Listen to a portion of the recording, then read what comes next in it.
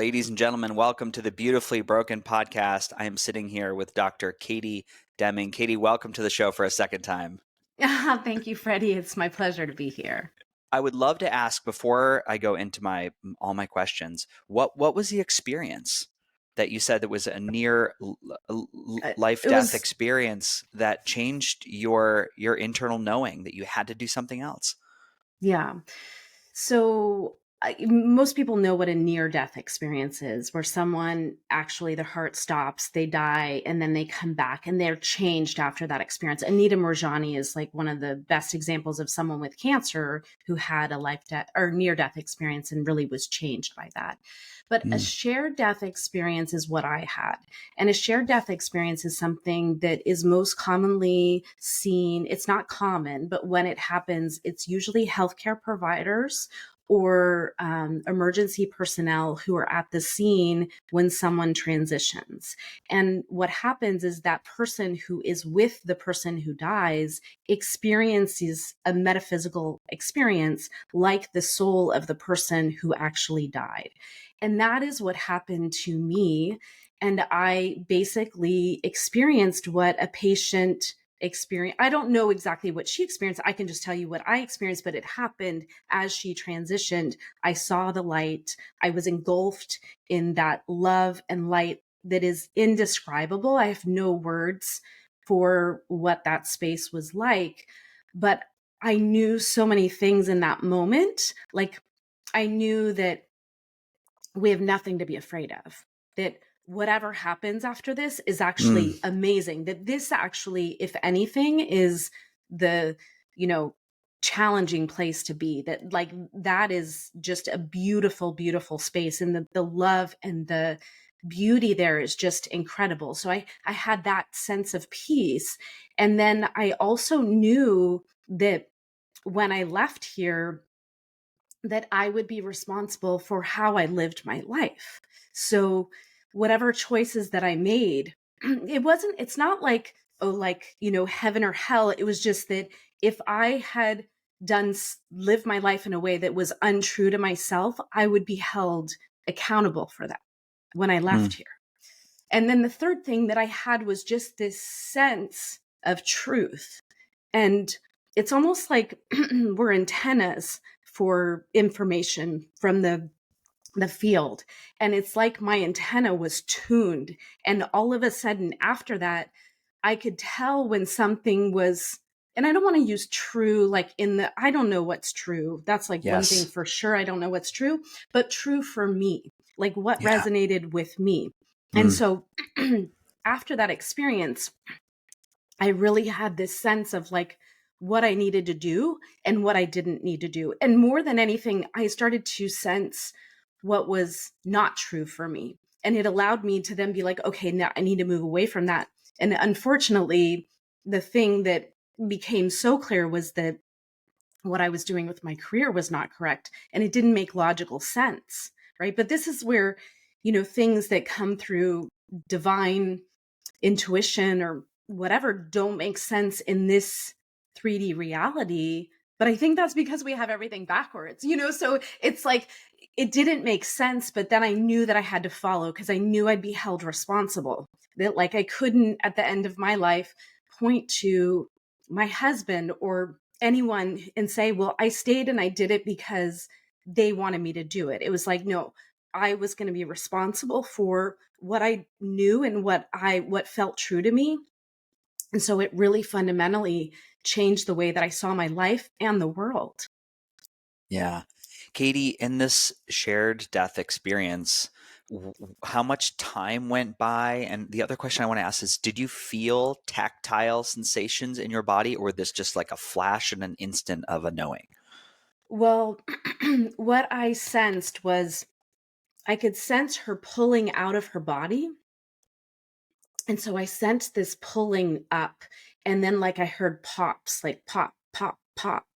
And then all of a sudden it was like the sky opened up, but it's not even the sky because it was like everything opened up. And all of a sudden it was just bright. And when I say bright, I don't know that I saw it. It's like I perceived it in some way.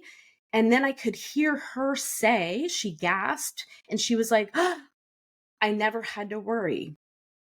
And then she said, "It's so beautiful." And then she was gone, and I was just in this space, and I could feel like I was just bathed by the most beautiful frequencies and love that I had never experienced. But I don't know how long, because that's the other thing, is that time doesn't exist in that space. So I just lost all sense of time.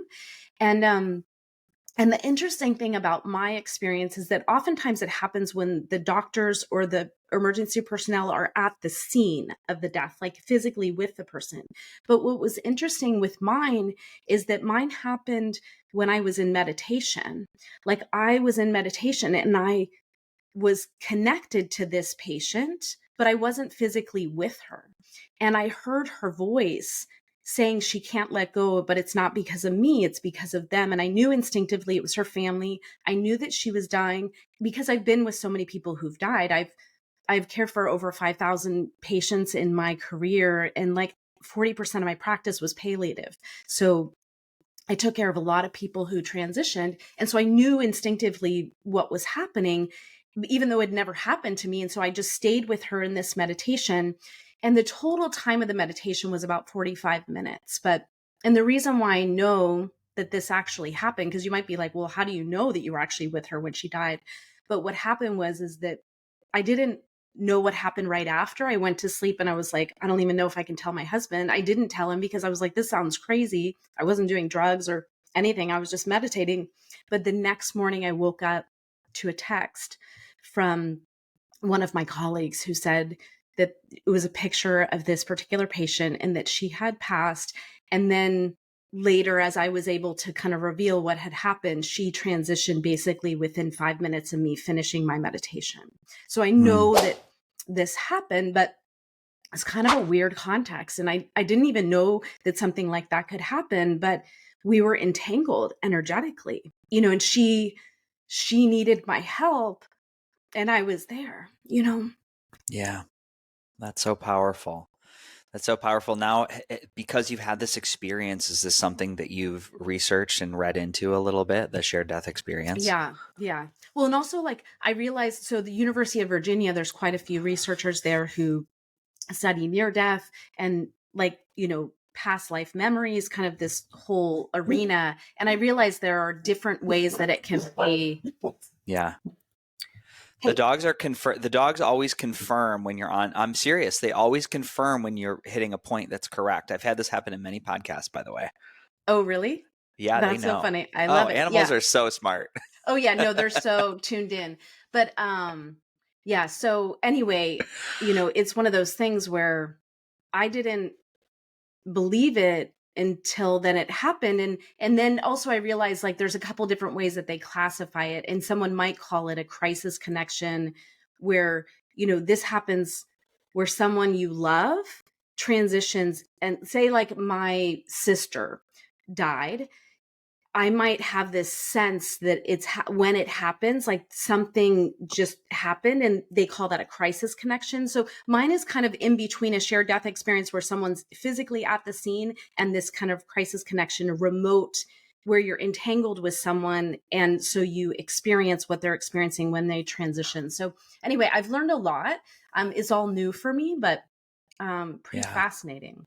Wow. It's so yeah, it's very I feel this to be true. I know this to be true. I've talked with other people in the oh goodness, we just went into looking at the information that's stored around the body in the magnetic layers with Eileen McCusick, and we got onto the topic. I was like, well, do you think after Freddie is done being a human, does this information, this experience, like stay together? She's like, well, I don't know that, but she's like, I will tell you, it's fascinating to look at the people who go through a traumatic event and pick up like these dramatic skill sets or another language or can play like full concertos on a piano without ever touching a piano. Like they're downloaded with this information. So like, I think she goes, my belief is that there are these pockets of information that leave a person, leave a spirit who's a very powerful energy, and there's a lot of stuff we don't know about reality. So it's just, she's like, again, we'll never know, but I'm open to it all and I believe in it all. And I'm so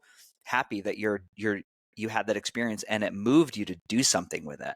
Mhm. So let's talk about what it really inspired you to do and change. Yeah.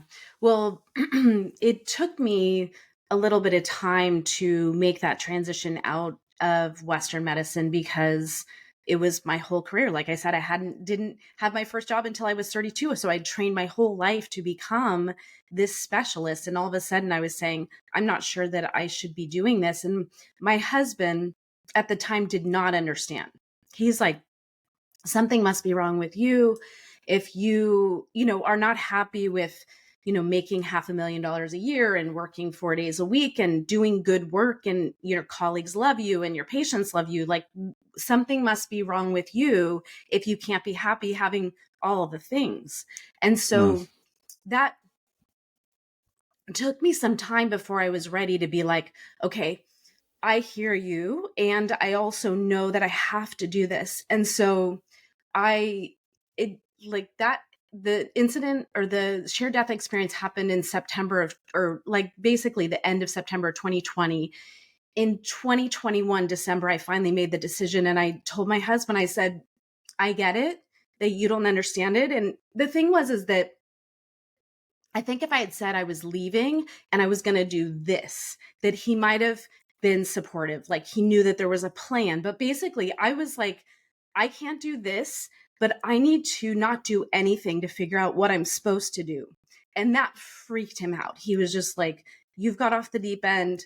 Like, what are you talking about? This makes no sense. Like, and also, he had things from his childhood where, you know, they had been raised poor. So there were lots of factors in there, but Lots of layers. basically, yes.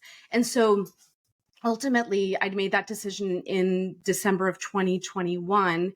And then, but I had to give notice and I wanted to make sure that my team could hire into my position and all of that. So I finally left in the summer, July of 2022. And then I just took time off and basically dove into studying all the things about healing, like I described. And then after taking about 14 months off, I launched my practice in October of 2023. And really, my focus is helping people with cancer understand that healing is not just physical, it's emotional, mental, and spiritual. And I help people, you know, who are getting conventional therapy, help them get better results using their mind to, focus and really get the best results that they can with their treatment. Also doing the emotional work that's necessary to heal the underlying causes of cancer, and then detoxifying their body and getting clean.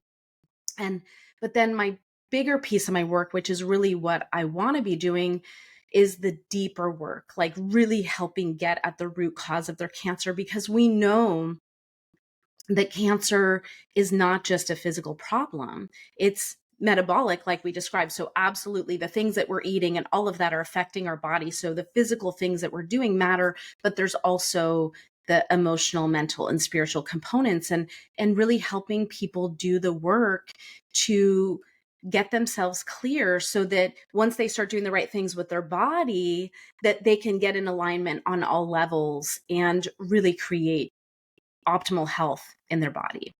Yeah. Yeah, we're definitely we're working on the same mission.